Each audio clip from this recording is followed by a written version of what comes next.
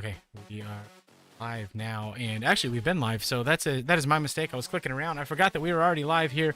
Sorry, folks, for all the nonsense there at the beginning, but we are live tonight here in Brazil for the Formula One Grand Prix at Interlagos, the Autodromo Jose Carlos Pache, better known as Interlagos. It was built in 1938, inaugurated in 1940, renamed for Formula One driver Carlos Pache after his death in 1977.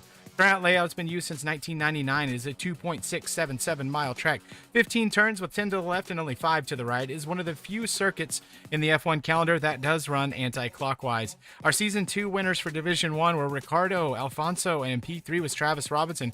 Drivers still with us: Travis Robinson, Victor Diaz, Jack Pemberton, who is not here tonight, and Jason Pelter. So those will be your drivers to watch. They had a good time last time around, and they are looking to impress.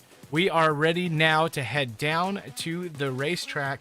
And unfortunately for our drivers, Big Mama Frank, it looks like they are not going to have a great time in quali because it looks really wet.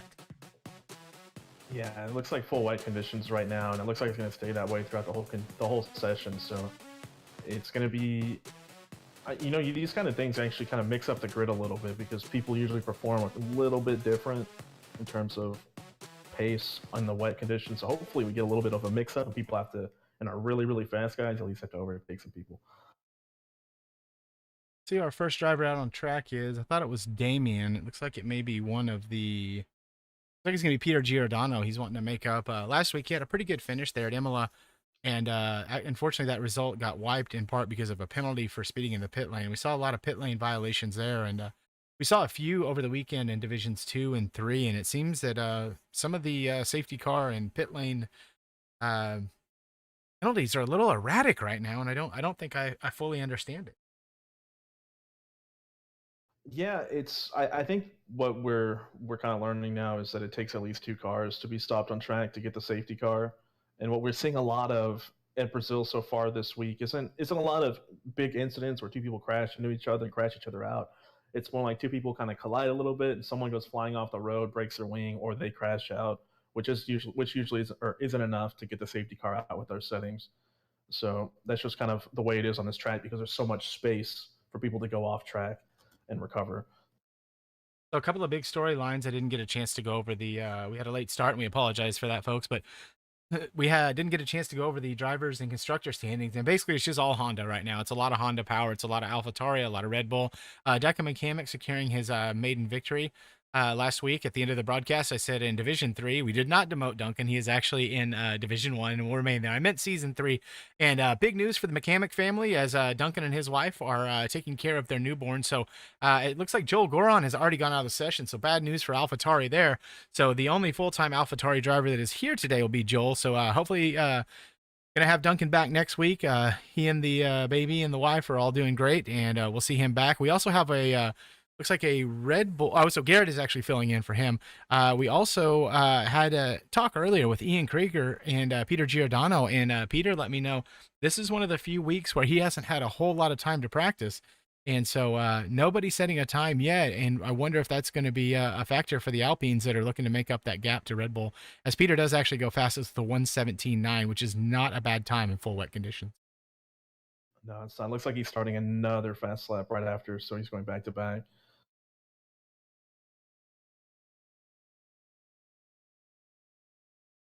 Yeah, and these conditions for these drivers, it's like I had Peter spun off, so he broke his wing. had a couple of wet races earlier in the week on a different simulator, and I can tell you it's not a lot of fun when you spend all week practicing. As Razor Senna, good driver in the wet, and his home Grand Prix is our only Brazilian driver in Division 1. You prepare all week for a dry race only to show up and find out that, yeah, it's super wet, and you're not fully prepared for that. And so these drivers going to have to do a big adjustment here, and try to take a look at the weather here and see if I can actually see what the session looks like for race for that, folks. The race is going to be dry. Oh, There's a small chance of rain, but usually when we have something like 10% in the game, nothing ever actually happens. so already getting early word from the AlphaTauri garage. Joel Guron, apparently game glitch sent him into the wall. Was not of his own doing, so Going to be taking a look at that as Victor Diaz goes 12th fastest. Victor and I were talking. He's got a wet race he's preparing for at another track, and so maybe there's some of the stuff he's learned over the course of the week is going to help him here tonight. But right now, being 17 seconds off that pace, he's going to have some time to make up there. Yeah, 17 seconds. That's quite the gap. So the McLaren's sitting pretty comfortably in 2 and 3 right now. Razor's about to finish up another lap. He slightly improves there. So Razor and Tom been doing some work in the wet. Beamer G new. He will be reserving tonight for Jack Pemberton. Jack Pemberton had some other real life sports duties to take care of. Michael Scott in the Aston Martin moves up to P3, only 2/10 off Peter Giordano. So we are starting to see a bit of a dry line starting to form. The drivers seem to be improving just a hair. And it looks like Jack Fletcher is now out of the session. Let's see where he went off. And we'll jump on board with Tom, see if we can see Jack's car. Nope, that's the wrong one. Maybe Will, not Will. I'm doing a bang up job. But yeah, Jack Fletcher lost it right there coming out of turn 6, the Ferradura turn. And that's going to be more bad news for Honda. As Victor Diaz does what we are paying him to do in the Mercedes garage and goes P1. So that wet weather practice is paying off. And attaboy, Victor, get in there. And let's see if we can keep that on pole. No bias at all. None at all. Completely unbiased. His teammate Beamer will be coming across the line next. Try to set another time and see if we can get a Mercedes 1-2 here. And sure enough, it does happen just as I predicted it, just like I paid the guys for. Man, these wet track conditions are always so difficult, particularly in qualifying when you have so little time to kind of get a feel for how the track is. And on top of that, the track is constantly changing. So you're going to go out, it's going to be raining, it's going to be full wet, and people are going to start trying to build up the line. But at the same time, even though we might start getting a dry line, if there's not enough laps being done in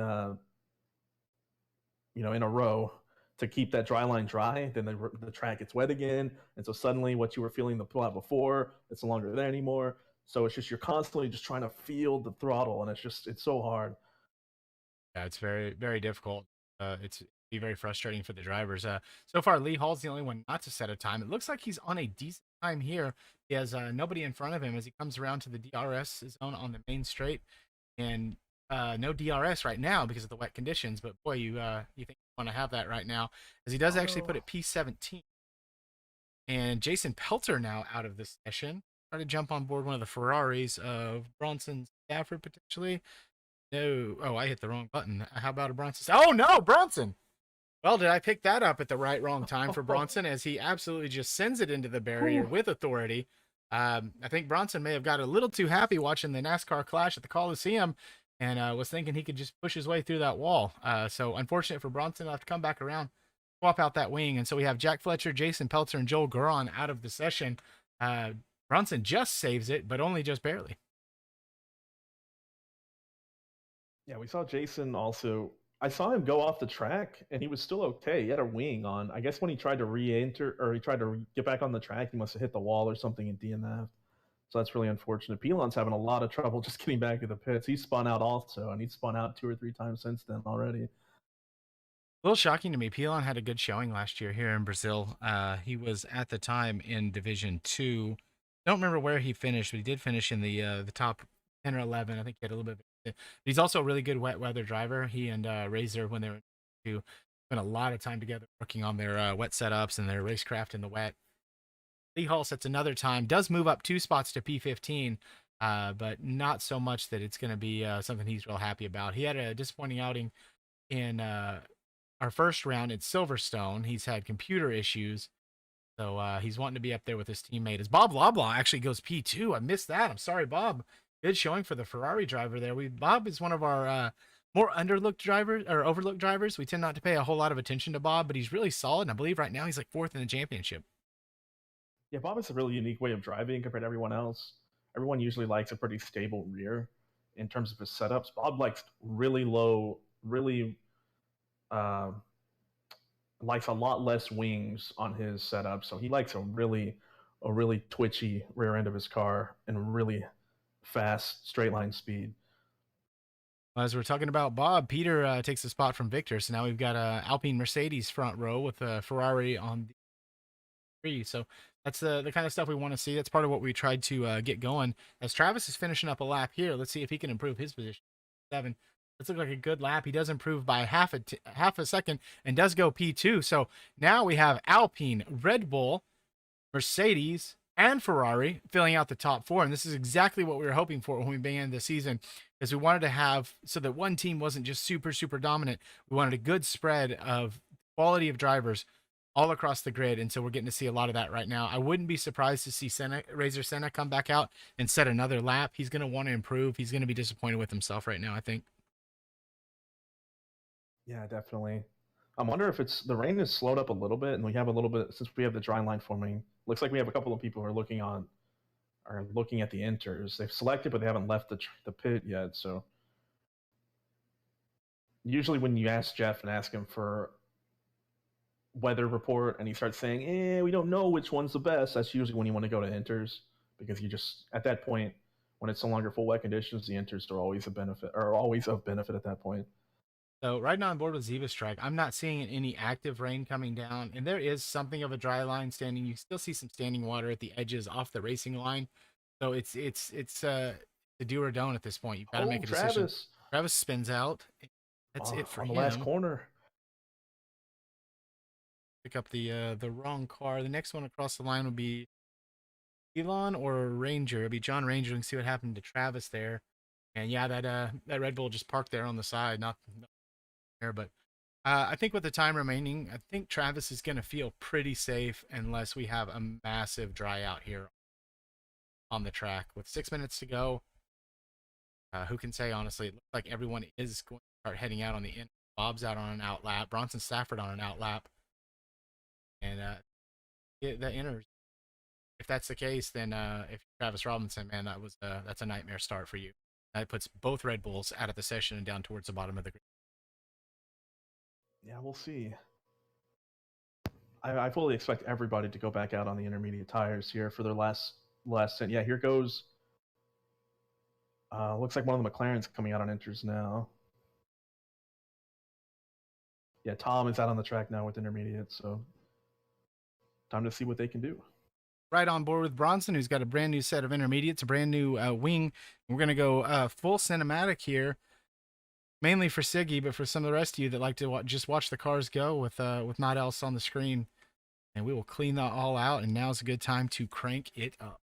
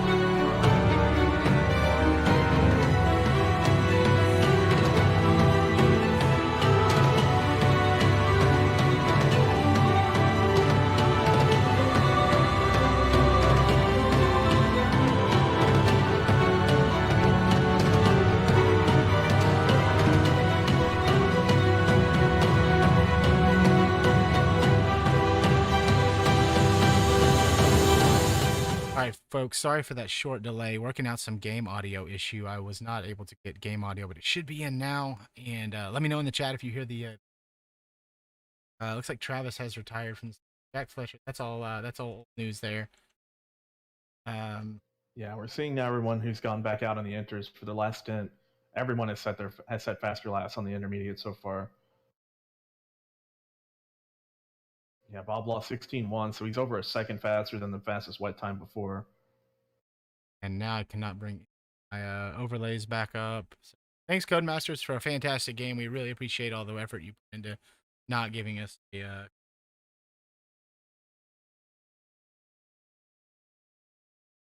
The hotkey F2 is not working. Negative. Tight. On either one of my keyboards.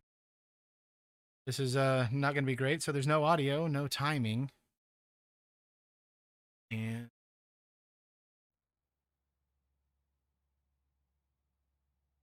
let me try the buttons on my steering wheel.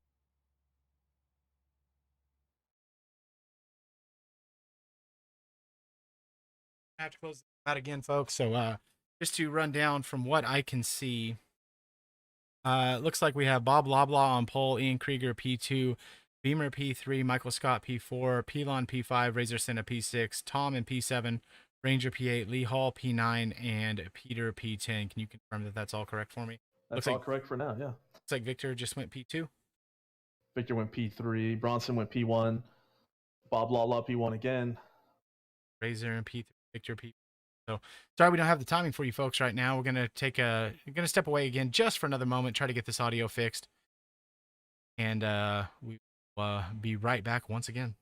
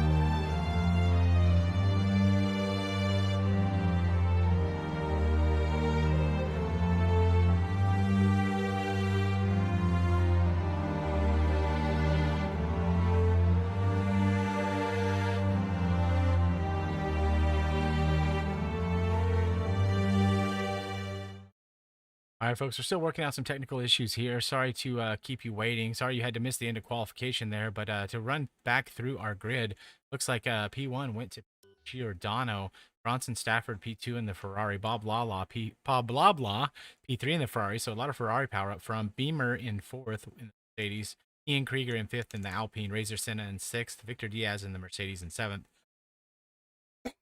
Elon, Damian Doe, and John Ranger finish out your grid. All right, so as we start the formation lap, the audio appears to be working. It is not in my headset. Let me know on the stream if you can actually hear the audio now.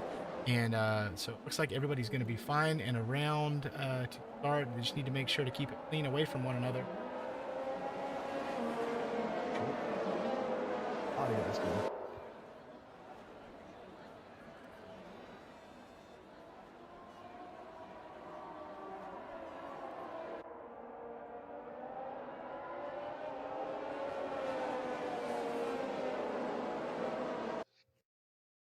Tab out. Headset should be. Folks, really sorry for the distractions here. I blame this mostly on NASCAR for having a really awesome race. If you didn't get a chance to watch that earlier, man, that was really fun. Clash at the Coliseum, something a little bit different for folks that used to watching NASCAR on ovals, on road courses. It was nice to see some nice small track racing. I know PBJ's watching. I know he's a big fan of that, and so. That being said, now it is all about the open wheelers. It is all about Zoom Racing League. It is all about Division 1. We are ready to go racing here at the Autodromo I do that every time. Jose Carlos Pache and the best of the best of Zoom Racing League are about to put it all on the line. It's kind of surprising to see the Ferraris up front.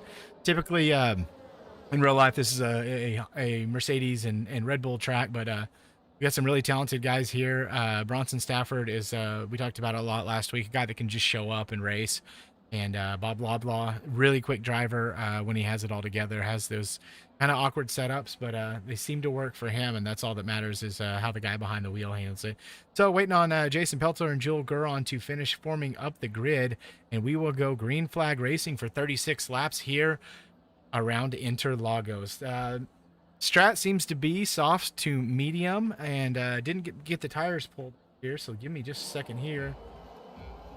And we are 5 lights, and we are, they're going to hold them for just a minute, underway here in Brazil. John Pilon, the only one in the top 10 starting on the mediums. Tom in P12 starts the mediums, had a couple of spots lost. Beamer and G jumps out to a quick break. He and Bronson Stafford are side by side. Peter Giordano is running away right now. Looks like I have a couple people dropping spots, and it looks like we've got John Ranger all the way down in P20 off the track all by his lonesome, hoping to get those tires undercooked because they are probably smoking right now. Looks like it might have been a spin, and we've other than that, we're green flag racing and underway here in Brazil. So there's the AWS predicted pit stop strategy. One stopper will go soft hard. We actually saw some drivers this weekend go soft medium, but by the end, there's going to be a lot of pain left in those tires as we have a Red Bull of Travis Robinson has now had a bit of an issue and is looks like he's being left off the tail end of the pack there, Big Mama, right? Yeah, this track is so narrow. These opening laps are always so congested. It's so easy just to try to fight too hard and lose your whole entire race. So a couple of spots lost here. Bob Loblaw's lost 2 spots. Senna's lost a spot. Garrett Elder's lost a spot. 3 spots lost for Will Graham, 2 for Travis Robinson, and a big old 10 dinger for John Ranger. But I wonder if Ranger has any sort of damage. He does stay out, doesn't head into the pit. So disappointing start for him. But hey, let's do the middle of the pack to last to first challenge for John Ranger and see what the French Canadian can do. Man, Peter's already kind of created a really big gap. There's been a lot of fighting between Bronson Stafford and Ian. Oh, Beamer just lost even more positions there. Yeah, Beamer went from P2 to P5 in the sequence of 4 turns there. Right on board with Beamer and see if he can catch back up here to the Ferraris. Does have his teammate Victor Diaz right behind him. So as we come around this, we got gaps to the leader. Let me change that because we're going to want to see the intervals here. And it looks like Peter and Bronson are Peter's got it. He's going to have DRS broken as we come around to start the third lap. DRS will be activated, so we're going to have Ian, Bob, Beamer, Victor Diaz, and Razor Senna, the 6 of the top 7 drivers, will be forming up the first DRS chain. And if you're Razor Senna, you're going to want to make up some of that gap now and try to get up there near Bob and Ian, guys that he's very similar to in pace. DRS has now been enabled. The issue, though, for these 5 cars that are trailing Peter right now is they're going to have to battle each other to try to, one car is not going to have DRS, the rest are. So it's going to be battles going into the beginning of these turns. So Peter's just going to build up a bigger gap with the clean air. So Bronson Stafford with his first hit of ERS is really closing up the gap to Ian. And if you're Peter and Ian, you've got to be talking right now and say, Ian, man, I know you want to go fast, but make that gap for me. Make that gap, and then we'll do what we can to figure it out later. But if you're Peter, you want to get away as clean as possible, get away from these guys, and hope that Ian wants to help you with that. Yeah, so far he's done a really good job keeping everyone behind him, but it's a really hard position for him. He's not going to be able to close the gap because he's going to have people just ride up his gearbox every time we get into a DRS zone. It's going to be a full battle every corner. Speaking of which, Bronson Stafford on the DRS, he is a little bit further behind Ian than when the lap started.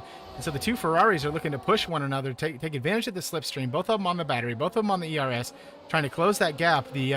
It's not always the best idea to pass in the first sector as you cross the start-finish line. Sometimes you want to wait till the second DRS zone and make your attack there. As Tom has gone around, Tom is out of the session. Is that going to trigger a safety car? There it is, yeah, safety car. Oh, that's so... that stinks for Peter. Because that gap that he was getting is just gone now. Benefit to Garrett Elder, who had actually just gone into the pits for a front wing and a fresh set of softs. So he is going to be at the advantage when he catches up to the tail end of the pack to see if anyone else is going to stop. He may get to make up some free positions here where he was thinking just moments before, well, that's it. That's my race done. I'm in P20 now. Well, I think unfortunately he's too far back to actually capitalize. I think everyone can pit and then he still won't be able to get in front of him at this point. Because he's going to have a delta as well. All right, so we'll see who does come in. If you're Pelon, Jack Fletcher, Lee Hall, and Travis Robinson, I think you stay out, right? You stay out and let those mediums do their work.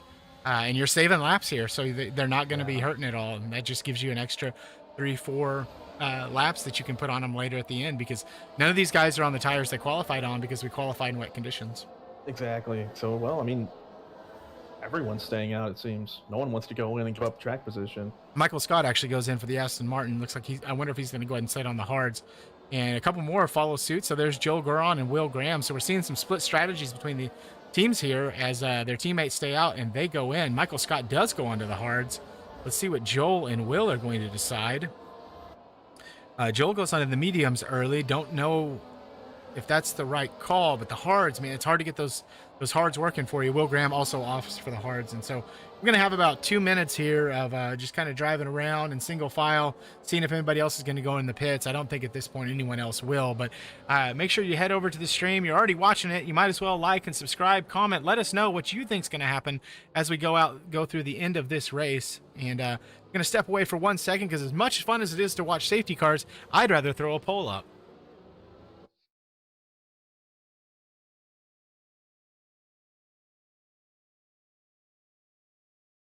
So we are still live. So let's see. What can we do? Can the Alpine team hold on to the lead? Ask you in the chat right now. Can hold no to the lead. Well, spelling is not my strong suit.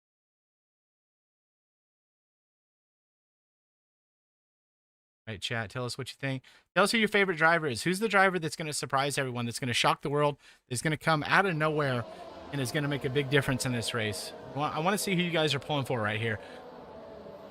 Are we thinking it's a Mercedes? Do we have a bunch of Alpine fans in the chat? Can the Ferrari stay up front? Alpine or Ferrari up front? I mean, teammate. Tom's out, so Razor does, and then we have Damian and Ryan in the Williams. So teammates all stacked up together through our top 9.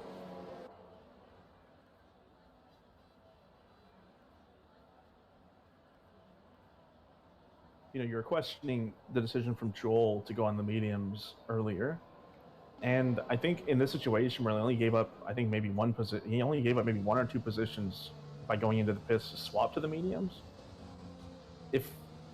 If he's able to stay out when everyone else boxes in front of him, and they get another safety car, suddenly he's looking at a potential podium. So this is kind of the play he has to go for since he's out of the point, or out of the traditional points at this point. So you assume he's going to have better pace than Michael Scott on the hard. So there's a spot right there that moves him up to P16. And then he has 12 cars ahead of him on softs that will have to pit.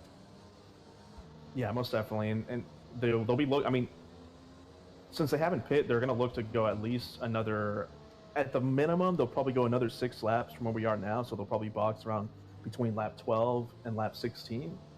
The longer you can go on the softs, the better for you at the end of the race, because everyone just generally wants to do a one stop. Absolutely. You are correct, sir. And the safety car will come in this lap. So at the start of lap 7, Peter, Ian, Bronson, Stafford, Bob, Beamer, Victor, Razor, Damian, and Ryan all sitting pretty. Those softs will go another 9 to 10 laps, just depending on how well you've taken care of them up to this point. And we will see what happens as we go green flag racing. Let's get on board. Let's get on board with the Ferrari of Bronson. See if he can make any headway against these Alpines here.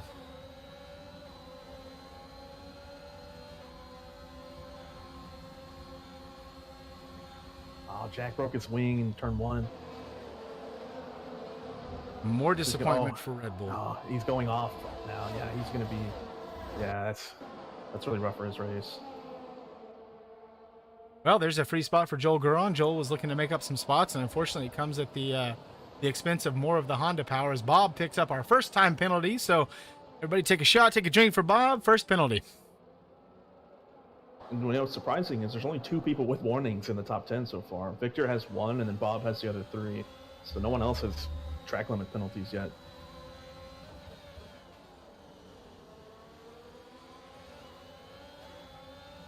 So first lap after safety car, we should see DRS come back online if these gats start to tighten up. Looks like we do have potentially Bob and Bronson about to invert the cars. Bronson stayed inside, Bob went out, but maybe that's just to cool the tires, cool the brakes a little bit, and they're going to hold positions for right now. With both the Mercedes right on their tail also. It's so tricky being in this position because you want to attack the team in front of you, but you don't also want to compromise your teammates' race by being too aggressive. So you basically have to just be patient and let them give you either the room to pass them, or let them attack them first.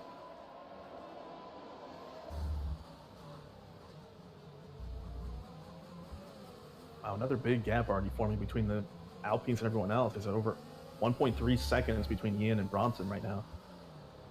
I wonder how much of that comes down to defending against the Mercedes. You know, checking those mirrors. You can miss your braking zone by just a touch. Get on the accelerator a little bit late, making sure that gap's not happening. I know I'm a bad clock watcher when I drive. One of the things that I need to work on is not worrying about the gaps and just driving the car. And so it could be because we saw Bronson go into turn 1 on the previous lap. He went down the inside like he was defending from his teammate. So they may not be communicating all that well right now.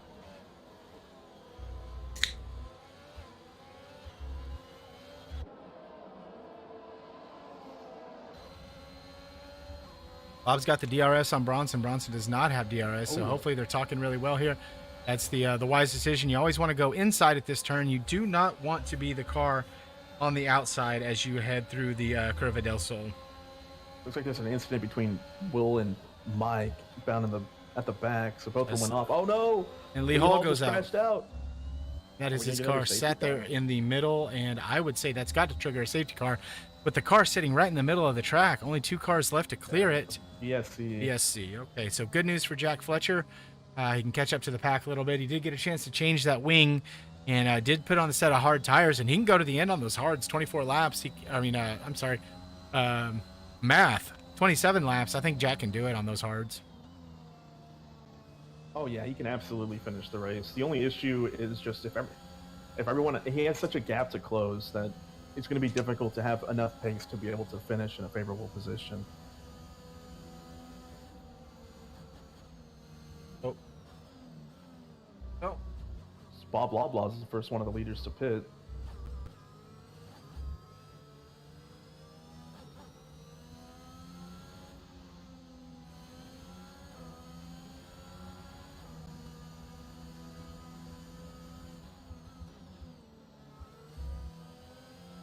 As Bob drove in the pit. Oh, Peter Giordano picks no. up a drive-through penalty, speeding under the virtual safety car. Got to keep an eye on that Delta. That is terrible news for our two-time defending champion here in Division 1. And Ian got one too. That's two. Both the Alpines have drive-through penalties. Oh, no. Their chance of winning the race are basically done at this point. So advantage Mercedes, Ferrari, and Razor Senna. So advantage to your top 10. That is going to drop the Alpine boys way back. And wonder if we're doing a little too much talking and strategy and not enough clock watching. And in this instance, you got to watch that Delta. Duncan McCamick has always preached to me that if you don't have a 1 second Delta, if it ever gets below 1 second, you might as well just treat it like it's zero. So they're going to both come through right now, serve their drive-throughs. Going to drop them down to about P10 if I had to guess. Oh, now they're going to lose the entire pack. And now we've lost Bob Loblaw. He's had an incident towards the back. See if we can jump on board with him. He looks like he does still have it going. No wing damage, but those hards not getting the grip for him that he's expecting just yet. Yeah, it's hard to get the temperature then. It's you have to work those tires so much to get them up to temperature to where you want, and then at the same time you want to push, you want to keep up with everyone. So it's just you must have just tried to push a little bit too much too early. Even more bad news for Alpine, and Ian says, no, not so bad. I'll just take that spot. Will Graham actually came out, was actually between the two Alpines as they exited the pit lane, but Ian just absolutely sent it down his inside and was not going to give up that position. So those are going to be two men on the hunt right now. Two of our younger drivers, one Canadian, both American drivers, both very young, both very talented, both very quick. So they are going to be in absolute hot lap mode trying to make up these lost positions. Oh, another yellow flag, and Aston Martin went off. Yeah, Mike spun.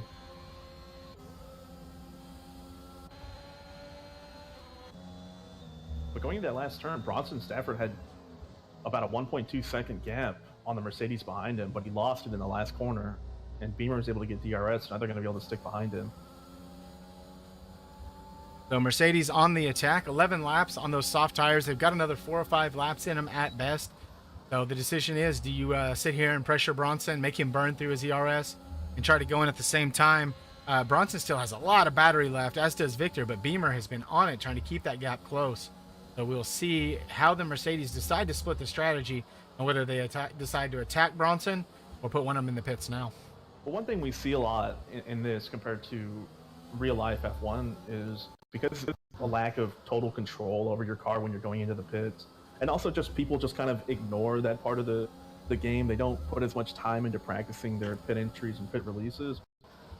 Strategy, like really tight cuts aren't things that you see happen very successfully very often, just because people usually lose way more time than they probably should in the pits. And it's just, so you never really see that. So at this point, it's just basically you stay behind him, hold your battery. If you can't pass him, then you just wait till he pits and then try to overcut him by just blowing your battery at that point. And Victor's got nearly a full charge to attack with and is not using it at all here. Yeah, he's had the benefit of being able to sit Beamer for the last couple of laps while Beamer was trying to catch Bronson. So Beamer was having to use his battery, and Victor was able to benefit from that. So at some point, we might see them swap, depending on what happens between Beamer and Bronson here.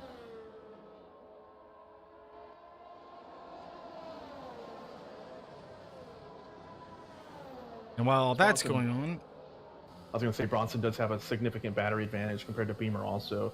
So Beamer might not be able to keep up in terms of battery if his pace is equal.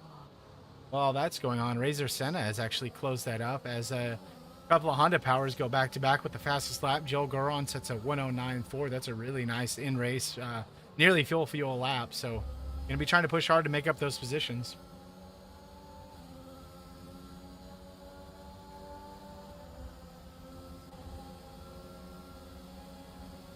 Beamer can get this move on Bronson. Bronson, really good defensive driver. He's going to keep it safe and tight, and Beamer just happy to stay behind him. And as I said earlier, I think this is where the move is. If you want to make it, you want to tuck up as close as you can to him. You want to take the inside line. Bronson wisely defending the inside. Ooh. Almost too much. Almost contact. Easy peasy through the chicane. And there's contact, and Beamer is around. Victor Diaz will move up to P2. Beamer drops 3 spots in that shenanigans, and he is not going to be happy. He is going to be driving angry at this point. Jason Pelter picks up the spot. John Pilon picks up a spot. John Ranger picks up a spot, and Beamer from P2 all the way down to P9. He's got those hot tires to think about now, and now Victor Diaz needs to go out for revenge on his teammate. Yeah, it's really unfortunate. You want to defend, but at the same time, if you can't hold them behind you, you have to give them space. And I think in this instance, Bronson just squeezed him off a little bit too much in this instance. But luckily for him, he kind of won the battle in terms of the game physics. But we do have Victor, though. A lot of battery, like we mentioned before, so he's going to have a really good opportunity to take his position. We're going to watch that battle unfold from on board with Razor Senna, see if anything happens here through the Senna S's. Such an iconic part of the track, so difficult to master, but it feels so nice when you get it right. And now Victor is going to be absolutely on the attack. He's got so much more battery than Bronson. He's got DRS, he's got ERS, but he seems happy to be set there in P2. And I think he is going to do whatever Bronson does when it comes to the pit stop strategy. Don't think they're going to split the strat here. We'll see. He does have the battery. If Bronson pits this lap and if Victor stays out, it might be pretty beneficial for him if he can put in a good lap using the entire battery. I haven't talked a lot about the Williams boys, but look at them. Damian and Ryan, both in P4, P5, and doing really good work for the Mercedes power there. So really proud of those guys. Ryan's had a couple of rough outings, but looking to make a big comeback here, and be nice to see Williams up near the top in those top 10 positions and scoring good points for Williams. Yeah, Damian's in a really good position. The big gap between him and his teammate is kind of creating kind of a problem for the medium runners behind, because usually they want to stick in. Oh, we have Damian going in first, the leader's boxing. Here we go into turn one. Bronson Stafford on the inside, Victor Diaz on the outside. Victor backs out, but he is going to have enough ERS, enough DRS that he can make this attack and he can make it stick. If he can stick tight enough to Bronson, Bronson gets a really good exit. But here we go. That gap is closing, and it's not going to be quite enough to get it done this time. Victor sells a little dummy to the inside, but he's going to tuck right behind Bronson, and the things will remain as they are. So Damian Doe, John Ranger, and Peter Giordano all into the pits. Peter going back to a set of mediums, so he went soft medium, and going to look to finish the race on those mediums. About 20 laps, that'll work. Jason Pelter and Travis Robinson look to be having a little scuffle back here as Jason takes the spot from Travis. Travis had that bad incident in qualifying and had to start near the back of the grid. Had another little incident there and has made his way back up to P6. So good news for Travis. He's about halfway through the life of those medium tires, but stands to inherit the lead when the other 5 cars in front of him do have to pit to get off those softs. Yeah, the issue is just the gap. The gap is so big at this point that he's not in the best position in terms of being able to stay in front when he finally pits also. I'm surprised, though, that he's having so much trouble keeping these soft runners behind him at this point in the race. Those softs should be feeling really bad. While we're talking about the softs feeling bad, Victor Diaz says they feel just right as he inherits the lead from Bronson Stafford. He did have ERS there. Bronson will have it back on him now. Can Bronson close the gap with a lot less ERS? He looks to the inside. There's no way to get that done. So Victor's going to hold on to this. We expect to see more cars coming into the pits. So Razor sending into the pits for medians. Ryan Zebra and Jason Pelter. Ian Krieger is in and will drop a few spots there. All the way down to about P15, it looks like, for Ian. So things are starting to shuffle. Will Graham in a really good spot with 11 lap old hards. If he can keep those things alive and keep some temp in them, he can go to the end of the race, and this could be a very, very nice finish for Haas. Absolutely. It's just going to be a big challenge for him to hold off everyone behind him, because everyone's going to be on faster tires. It takes so long for the hard tires to actually get that pace advantage, particularly on this track. He's going to have a Razor Senna breathing down his neck very soon on a fresh set of mediums. He won't feel too much pressure behind Will Razor from Damian and Bob on the hards. Let's check in with our leaders and see what's going to happen here. Bronson Stafford does go into the pits. Victor Diaz does stay out. Yep. Bronson lost DRS in the last sector, so he had no choice but to go in here. So now Victor is just going to put in the best in lap he can here and see if he can't hold on to the lead, or the net lead, excuse me. Bronson wisely going on to a set of mediums, and that promotes Travis Robinson up into P2 for the time being. Yeah, Beamer went in also, so he's the first Mercedes to box. So we will have Travis and Pilon will be the remaining leaders once Victor goes on this lap. Will Graham has lost almost a second and a half to Razor Senna. I believe that gap was almost 4 seconds. It's down to 2.3 now, and it's just dropping, and Razor Senna is licking his chops because right now he's looking at a podium. because he is on the fresh mediums, and he knows Victor, Travis, and Pilon are all going to have to pit again. So if things stay clean here, Razor Senna in Brazil at his home Grand Prix looking at a potential podium. Yeah, he's in an excellent spot right now.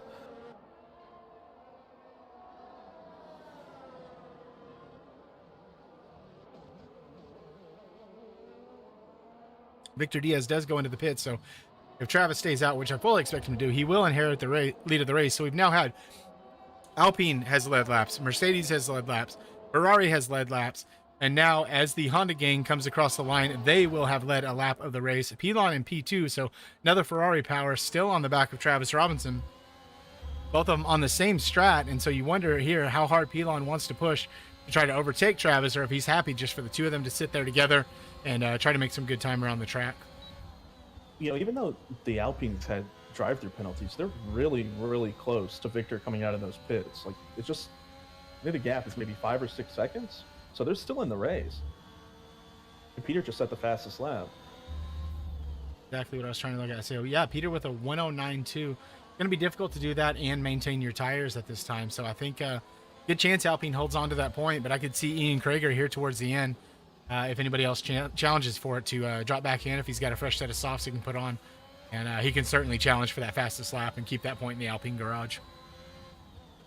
And one thing to note also is Razor actually undercut Victor, so he's in front of him. So technically Razor is the net leader right now. Yeah, that's got to be exciting for him. It's a lot of pressure when it's your home Grand Prix, when you're the only driver left in your manufacturer, as Tom went out earlier. So big shoulders on Razor Senna. He can handle it. Pressure's never gotten to him. He had a good podium finish last week. And unfortunately, the two people he finished on podium with are either not here or are Peter all the way down in P8. And Razor passed Will there. So yeah, now there's another gap between him and Victor, or another car between him and Victor. So he might have the opportunity to create a gap. Speaking of which, here's Victor Diaz going down the inside of Will Graham, does get the move done, and now he's going to be on the back of the Razor Senna. So it'll be fun to watch these two battle it out all the way to the end. I put a lot of stock into Victor Diaz at the beginning of the season. I pumped him up a lot last season. Been waiting for a good showing here, and hopefully this holds and we get a chance to celebrate with Victor. Oh, these hards for Will are just not working. He lost 3 positions on that one lap in the first half of the laps. He's only 14 laps in on these hards, but he's really, really struggling.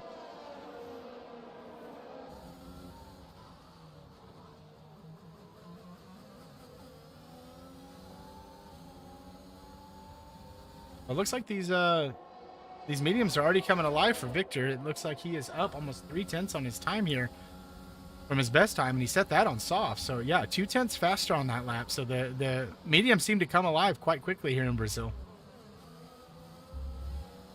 Oh no, there's a penalty for Victor.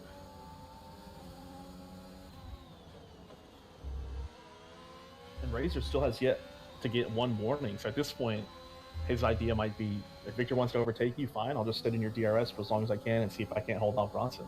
And as we say that, Victor does take that spot from Razor. So not going to be a whole lot of fight there either way. And so Razor can just cruise along, save his battery. And if it comes down to a fight at the end, he'll have a full battery to attack anyone that tries to challenge. All right, as we come around through the end of Sector 3, through Mergulo and Juncao, we will see Travis Robinson or Pilon. Who's going to blink first? Who wants to stay out?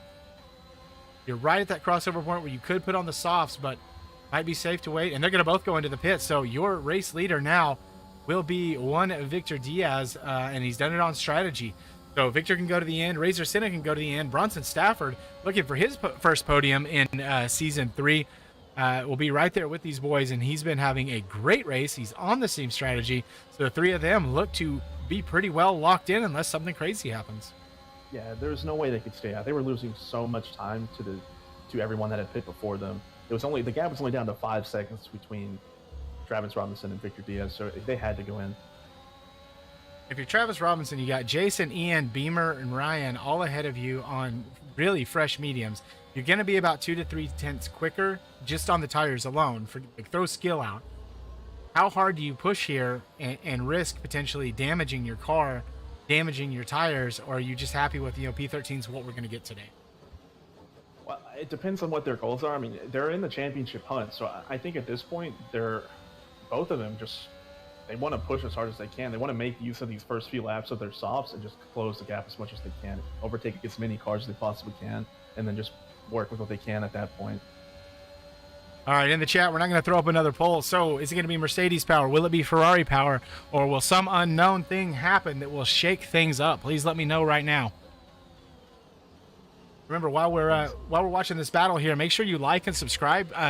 We race on Saturday and Sunday nights. We have a Friday night academy program, and we do have an academy driver actually driving right now, and that is Beamer and G and P11. So it just goes to show the depth and the breadth of talent that we have here in the Zoom Racing League.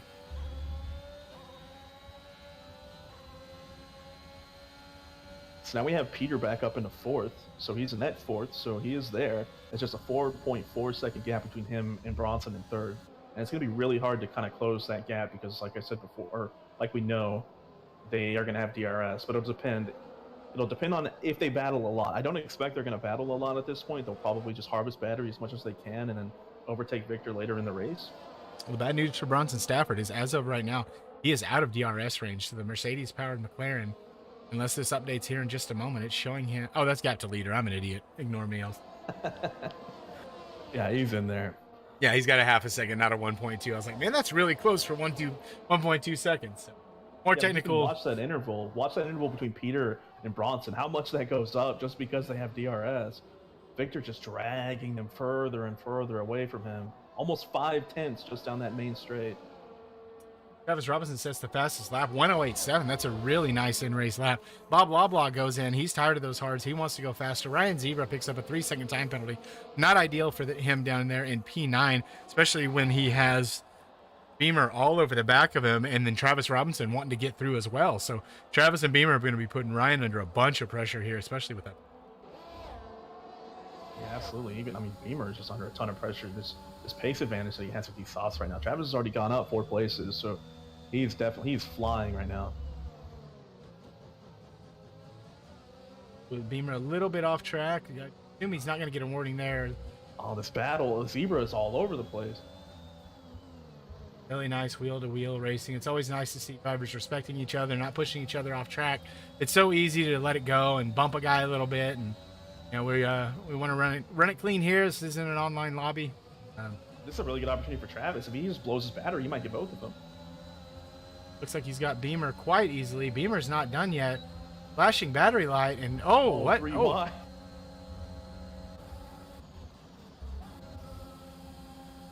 They are both going to flash their batteries and say goodbye to Ryan Zebra. And be exciting to see if Travis can do anything here as he tries to get this spot from Beamer. He does have the tire advantage.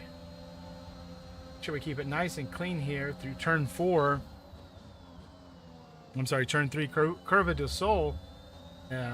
Easily done, and Travis now sets his sight on Will Graham on those 19-lap-old hard tires, and I think Will's a bit of a sitting duck at this point. I think so, too. For Beamer, he might be in the position where he just has to accept that he's lost position and just try to follow Travis's faster pace on these fresher tires. Or Jack Fletcher, one of the really good guys on the grid, back into the pits again on a set of softs down in P18. I assume just to contend to the end of the race, try to get the fastest lap, maybe make up 2 or 3 spots. Bronson Stafford is going to send it on the outside of Razor Senna. Razor's going to defend. He has to defend for all he's worth here. They both go in just a little bit deeper than they'd like to, and Bronson stays in P3. Meanwhile, Victor Diaz has to be watching his mirror, and the more these two fight, the better opportunity he has to run away. But so far, Razor Senna is not going to let that happen. Yeah, it's so hard. Bronson was looking for that outside move, but they were so close to Victor in the lead that he just couldn't commit, because if he goes too hard, he just runs into him and boxes himself out of the track. It's such a hard place to overtake with this many cars. Oh, Will, man. Will is having so much trouble. He lost 2 seconds to Travis in the last lap, and he already overtook him. So Travis eyes forward towards Ian. He's got a gap there to make up, but Ian is going to have DRS. He's just closed that gap up to Damien, so Damien's going to be under pressure. John Ranger will be under pressure. Ian's going to be wanting to fight through because he wants to get up there with Peter Giordano. Meanwhile, Peter has cut that gap somewhat. It was at 4.6 seconds. It's now down to 4.3. I'm going to chalk that up to Bronson and Razor fighting a little bit, maybe not going quite as quick as they could. And as they head down the main straight, Bronson has really closed up that gap, and he is going to go down the inside. Razor Senna has nothing he can do here. Somehow barely keeps it ahead, decides to back out. He's going to let Bronson go ahead and run away, try to catch up. Man. But It's so close. but they're going to swap DRS here. So what does Razor Senna have for Bronson now? He's too far back. Unless some really late dive, he's just gonna have to hold his position here and try to get some battery.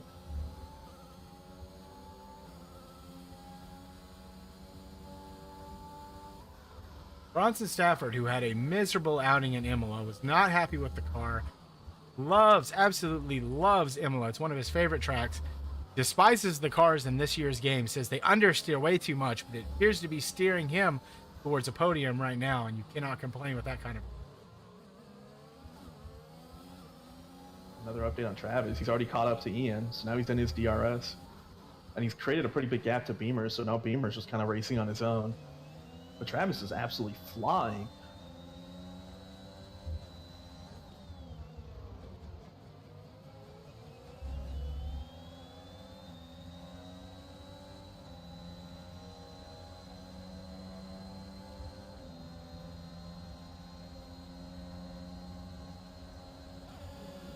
Battle between Damien and Ian into this corner also. It's 3 people. Travis had to locked up there trying to avoid that. That's slow 2 cars in front.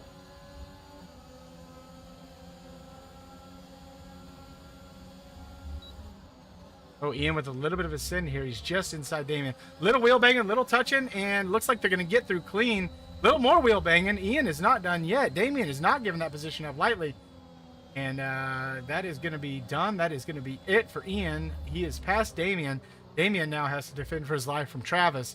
He tries to keep that Williams there in the top 10. Yeah, as we saw from Will, he's just food for Travis right now. These hards they're just not doing it.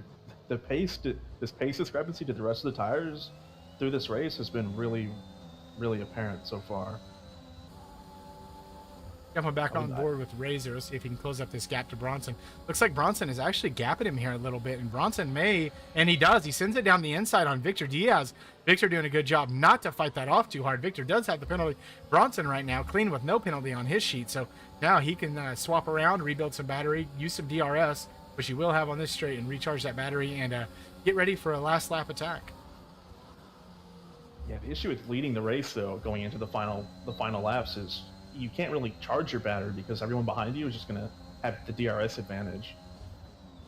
So now, even though Victor has given up the spot, he can absolutely harvest his battery in a way that Bronson can't. Ian on those fresher mediums has just dispatched John Ranger, so John Ranger's now dropped a spot. So Ian continues to climb through the field up into where he wants to be, just behind his teammate. Now, granted, it's a 4.4 second gap to Peter, but now you have an Alpine 4.5, and Adam Baguette Klein has got to be sitting pretty happy right now. His palatial estate there in France. Oh, yeah, now Travis is on the rear of Ranger also, so he'll probably get him on this DRS. Well, maybe not, because Ranger will have the DRS, but we'll see. He's going to go for it. We are here for all the Canadian on Canadian violence, so Travis Robinson, do your first. We're here for it. He's close enough. Does look outside. There's nothing doing there. He wants to keep it as tight as possible, though, because there is another DRS zone coming. And there's just that little bit of a gap. It just seems like Ranger's a little more planted there. Travis does get the better exit. They both have the slipstream on Ian. He's going around the outside. Not always the best move. Oh, a little bit of movement into the braking zone. But clean, no wheels touch, and more Canadian on Canadian violence as they go side by side into turn 4. Travis is actually going to get that move done, and now he's taken that spot from John Ranger and has his eyes set on Ian. I think Jack... Oh.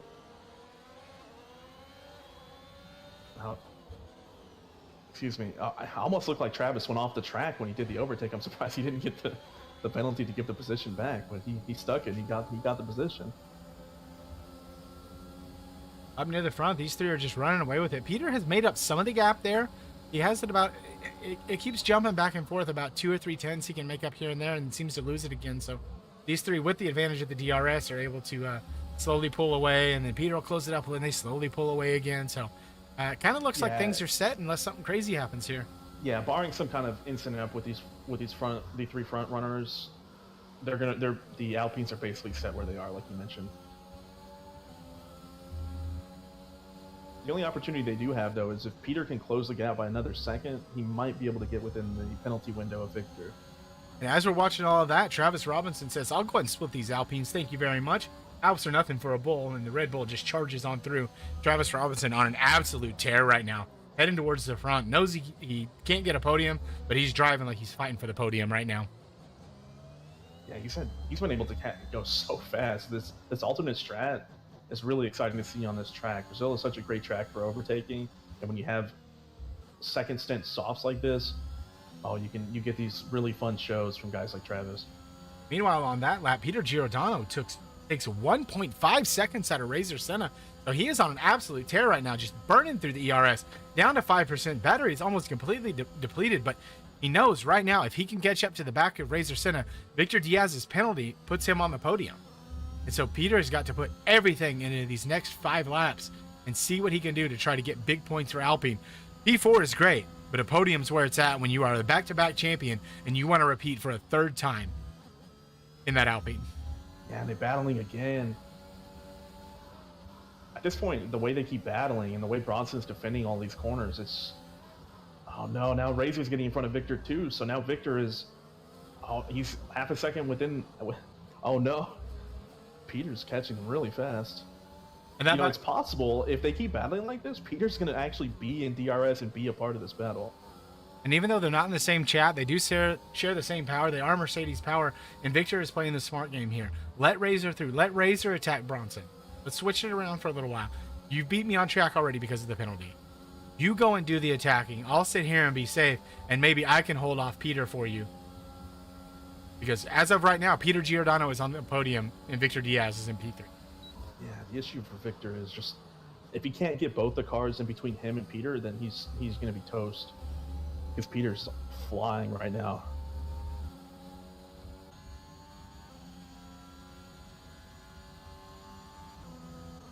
Good job by Ian, though, to not let Travis run away into the night. Even a good gap to him, 2 tenths there. He's actually going to look down the inside. 2 of them are actually friends off track and were former teammates in GT3 cars. So expect a good amount of respect and co-driving here. They both want to make it to the end. They want to get big points for Red Bull. They want to get big points for Alpine. And right now it is anyone's game as far as the midfield goes. Yeah, the battle between Travis and Ian, the tires should be relatively similar in terms of pace at this point. So it's going to be difficult for Travis to really close up that gap, particularly since Peter's in clean air and is just really closing this gap with these leaders.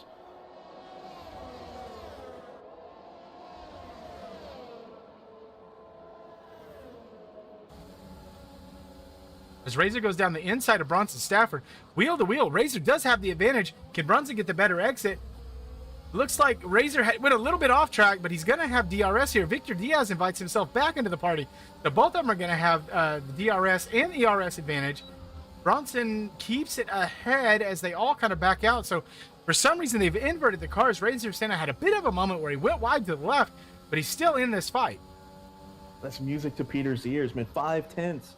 He was able to get within 5 tenths, or he was able to close another 5 tenths just with that sector. So now he's under 2 seconds to Razor. 1.7.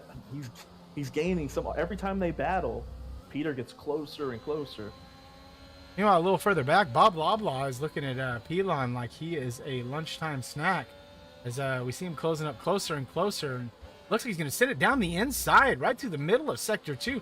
Really nice move there from Bob to pick up P10 in the Ferrari. So Ferrari P1, P10.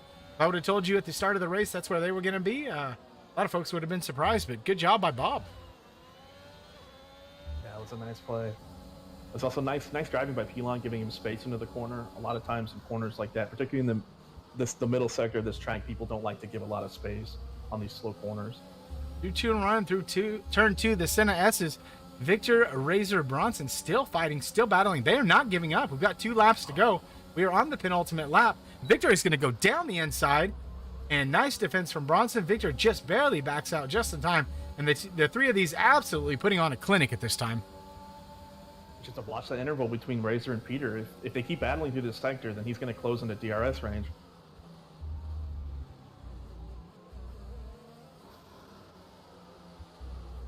So we have a rando in the chat. Nick Duggar, this is not a real online lobby. No one is trying to crash into each other. You're absolutely right. These drivers actually respect one another and actually care about the community, and that's why we see such clean racing. Unfortunately for... Peter spun out. He had DRS and he spun out. Oh, no, Peter. And so he is going to be overtaken by Ian and Travis both. So Peter Giordano drops from P4 down to P6. John Ranger in P7 is probably not going to be able to catch up to him. But he is looking at Peter and thinking, what just happened? And why is this gap closing so quickly? So Peter's got to relax, calm down here, and get ready to cool those tires down as we are now on our final lap. So we are leading this race in the Ferrari of Bronson Stafford, Victor Diaz, as Jason Pilter picks up a 3-second time penalty. Now have a Mercedes and a McLaren chasing down a Ferrari, and can they do anything through through the middle sector? Oh, Razor's at such a battery disadvantage here. I think he's just stuck where he's at. But he'll be happy with that because that means he's stuck in P2 with Victor's penalty. Yeah, but that just means Bronson is he's safe in P1 right now because Victor's behind him.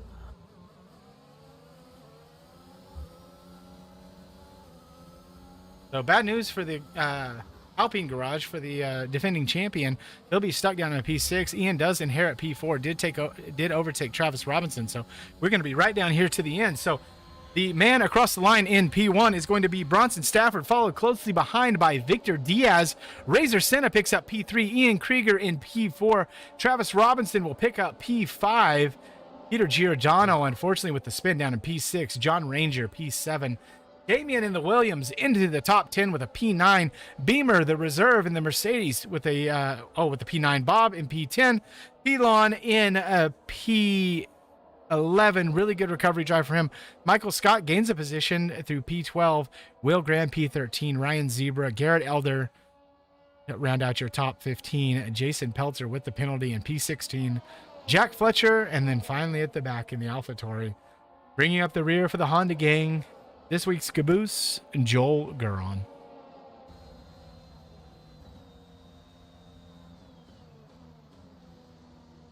So Bronson Stafford, man of the day, possibly driver of the day. No, it was actually went to Travis Robinson. Travis did have a really good recovery drive. Came back from that awful didn't finish DNF in qualifying for a really good showing. And man, what an absolute race. Oh, it was so much fun watching him cut through the field at the end. Everyone else on mediums and hards, and he was on softs. He was just flying.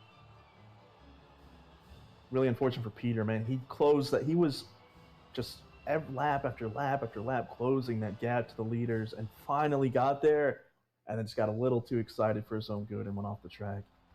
All right, so your final finishing order: Bronson Stafford from Razor Senna, from Victor Diaz, from Ian Krieger, Travis Robinson, the Canadian, in P5, Peter Giordano in P6, John Ranger, Damian Doe, Beamer, NG, the reserve from India, and Bob Loblaw round out your top 10. Let's head over and talk to the gentleman in the garage, and we will start, hopefully, with Bronson Stafford.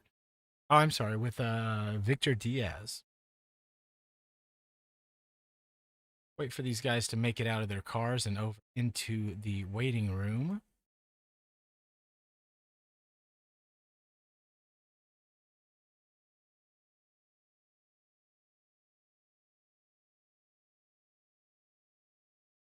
All right, so we are going to head down to the Mercedes garage, and we are going to talk to a guy that I've been expecting to see do this a whole lot more. Did really well in the wet qualifying. I know he's been preparing for a wet race on another sim, and so I'm wondering if any of that helped out today. And Victor Diaz on the podium, P3 for Mercedes. How you feeling? Yes, man. Yeah, finally, about time. After a rough start to the season, this is definitely an awesome result. Really disappointed with the penalty there. Could have fought for more, but you know what can you do? But yeah, really thankful for a P3 there after the start to the season. Yeah, I think everyone here can hear the excitement and the smile in your voice right now. So there was a lot of concern from some folks that you would be switching over from being a controller driver to a wheel and rig driver, and it doesn't seem like that was an issue for you at all. It seems like you've got everything comfortable and under control, and it seems like we've got good momentum for Mercedes going through the rest of the season. Yeah, the first two races, I won't lie, was a bit of a struggle, but I knew that I had to fix that going into the third race if I wanted to capitalize on anything. So this week I put in a good amount of practice on the rig, felt really comfortable for Brazil, and I think it showed there. Absolutely, Big Mama Frank, you got anything? I don't, man, but that was a really great race. The way you guys were battling and you guys were being clean for most of it, it was very impressive. It was really fun to watch.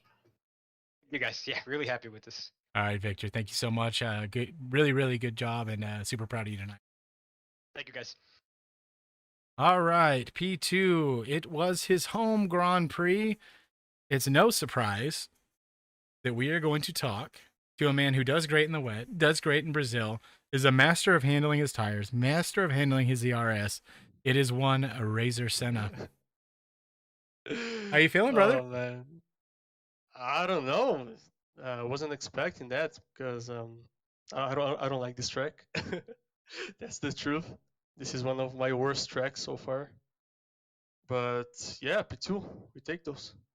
Absolutely. So I know you said even though it's your home Grand Prix, it's not one of your favorite tracks. You much prefer like a Baku, a Monaco. That's the tracks where you feel like your skills really shine, where it's really tight, close, very technical racing. But man, it looked like you had yourself in control from the beginning. Unfortunately, your teammate crashed out. So did you start to feel any pressure there for the race, being the only Mercedes left in the race? I mean, yeah, in the beginning I was like top 5, top 6 finish was like good for me. Like I remember I was P7 at one time, and then suddenly I was like P4. There was like Peter and Ian in front of me, and they were not in front of me anymore. And then when I saw it, I was fighting for the win with Bronson and Victor. I mean, it was a pure confusion race. I don't know what happened. Well, I know what happened is you got P2 and everybody's real proud of you. Everybody, McLaren, Mercedes, very proud of you, very happy. You and Victor, so two different Mercedes power on the podium, and that's a good result for if I put my Toto Rivas hat on. Super happy for you guys right now. Yeah, that was nice. A nice fight with Victor and Bronson at the end. That was nice. All right, Razor, good race, and we will talk to you soon. Thank you, brother. Yeah, thank you. Thanks. So, Big Mama Frank, one of the things that you have to understand, the guy we're about to talk to will show up 5 minutes before the race with no practice, complain about the car, ask for a setup, and smoke everybody. Like we talked about this in the draft. And I'm going to guess, before we talk to Bronson, that he probably spent less than an hour preparing for this race and showed up and won. Bronson, how close am I? I literally put my teammate's setup in qualifying. I knew it. Oh, I my. knew it, Bronson. You absolute maniac. I did some laps yesterday to make sure the wheel was all going, all good. It all checked out. I did like 4 time trial laps. I was like, all right, cool, wheel's good. I'll show up tomorrow post NASCAR and see what happens. I had a setup. Teammate had a setup. I was like, I'm just gonna try yours because I was struggling with understeer. He said his was good. Loaded it up. It worked fine. It was a little more stable than what I normally run, but it probably was the safer bet given the circumstances tonight. Right. So the benefit for you is we talked about this during the stream is Bob tends to run compared to a lot of our racers in our league, especially Duncan, a little more twitchy, a little more loose setups. And I know that's what you like. So I think it's a great pairing for the two of you is that he has a setup that's going to be close to your standard because it's not going to understeer, but it's not going to be quite as twitchy and responsive as you're expecting. Yeah, honestly, I was really pleased. Bob had a really good setup. Um, it didn't understeer at all, which was really good. It understeered the first stint on full field, but I think that's because I had my wing a little too low on the front. I could not full throttle the downhill left-hander to the end of sector 2 to start sector 3 before the last corner. Once I put the wing back up on the first pit stop, I was able to full throttle it, and I think that made the difference in racing with Razor and Victor 100%, because before that I was losing so much time through there having to pedal it. But yeah, Bob's setup was really close to what I like to run. So I think it'll be really nice going forward to have him to bounce off of a lot more. He's been a really great teammate so far already this season, so it'll be a lot of fun going forward. So, any nerves at all during that last stint? That was a lot of really close racing, couple of almost position swaps, quasi position swaps, but seemed like you were pretty in control. Um, I mean, yes, like there's always nerves coming down to the end of the race. The last 7, 8 laps of the race, honestly, my heart was picking up. I'm sweating a little bit. It's been a long time since I've been in a position in an F1 race to try and win it regardless. I mean, I've been off the game for 3, 4 months, so to be already third race back in and having the speed that we had tonight was really, really positive. Um, but yeah, like the biggest thing is it was so much fun racing with Razor and Victor. We every time we're swapping positions, I was just saving enough ERS to be able to hold them at the end of a straightaway with the DRS, and it was a lot of fun. It was just fun tonight. Well, I'm glad you had fun. We definitely had fun. I'm glad to have you back. This league's better when Bronson Stafford's a part. So, go celebrate, and I know you've got other duties you need to go take care of, so go take care of those. All right. Yeah, I got to go be a team owner now for my truck team. So All right. Well, let's thanks, get some guys. more wins, Bronson. Thank you. All right, big moment, Frank. That does it for us. That was quite a race. That was a lot of. That was when we had the wet qualifying, which kind of mixed up the order a little bit, and then we had the Alpines who were just flying away from everyone, make a big mental error when the virtual safety car, getting both of them getting drive-through penalties, just really mixed things up and gave us a really interesting finish. Disappointing, definitely for the Alpines, but still a good showing for both of them until Peter had the spin. They were up there in for P5 and potentially fighting for podiums because Peter was chasing them down. He had the pace. And yeah, just unfortunate for Alpine. But I think at the end of the day, for us as viewers, as broadcasters, it's just going to make this season more interesting. We don't want Alpine to just absolutely run away with it. So we will be back next week for even more racing, for more excitement as I pull up the schedule because numpty and I forgot to look, and we will be in Japan. So the first time Zoom Racing League goes to Japan, we're going to Suzuka. And it's going to be interesting for a lot of these drivers because for the most part in this league, we haven't messed with Suzuka. So going to be a lot of prep. Is this the track that you feel pretty comfortable at? Is it a fun track for you? I think it's a lot of fun. The track though in this game is really hard to get down correctly because over a course of a race, you're gonna have little errors of just kind of being a little out of position by just a few inches every now and then. And the problem with this track is if you touch any of those curbs in the S or any of those curbs in the spoon section of the track, your car just starts spinning, and it's just really hard to avoid that. And it's almost like just driving through a minefield, that track, just because any of those curbs are just going to send your car going into random directions.